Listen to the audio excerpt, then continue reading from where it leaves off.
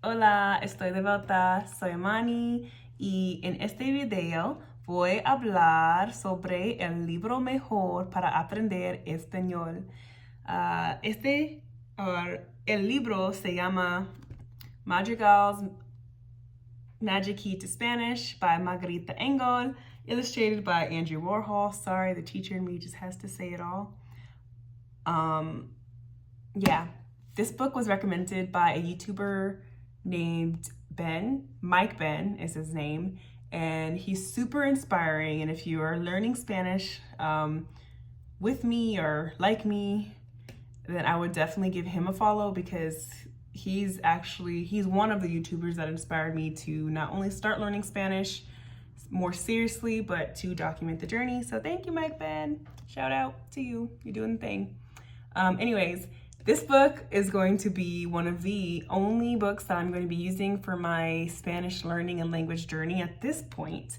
And if that changes, of course, I'll introduce those books, but this book is really just going to give me the rules and the reminders of the Spanish language. I'm going to give you a quick example so that you can decide for yourself if this is something that you want to use. But I'm already going to tell you, you should use it, but let me just give you a quick little snippet. So I left off honestly on about lesson 8 when I was at the school, but here I'm going to go right back to the beginning and I'm going to be starting at lesson 1.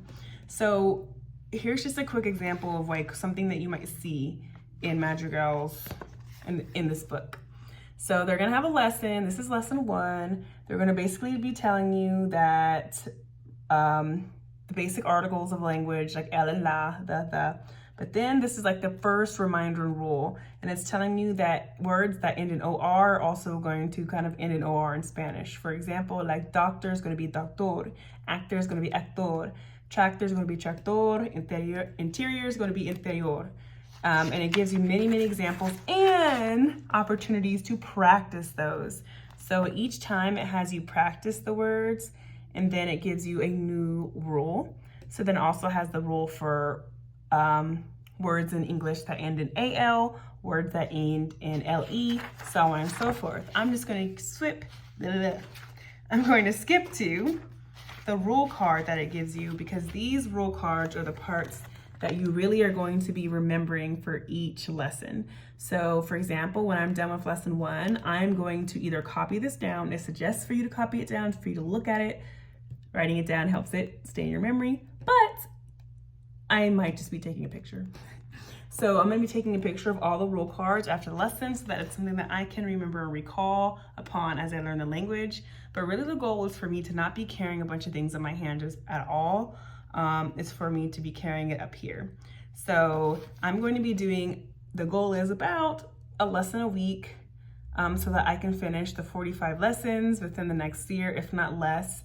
Life is going to get busy. I'm going to be going back to school, A, B, C. But I feel like for anyone else who's also doing something similar, like they have life or they have kids, I don't have kids, but whether they have kids or work or school, all the above, that they're able to just like use this as like this is your speaking and grammar lesson. If you're one of those people who feels like they want them and it helps them with their language journey. And for me, it's motivating. Like I like watching videos and such, but I still feel like I need a little bit more background on the language as well.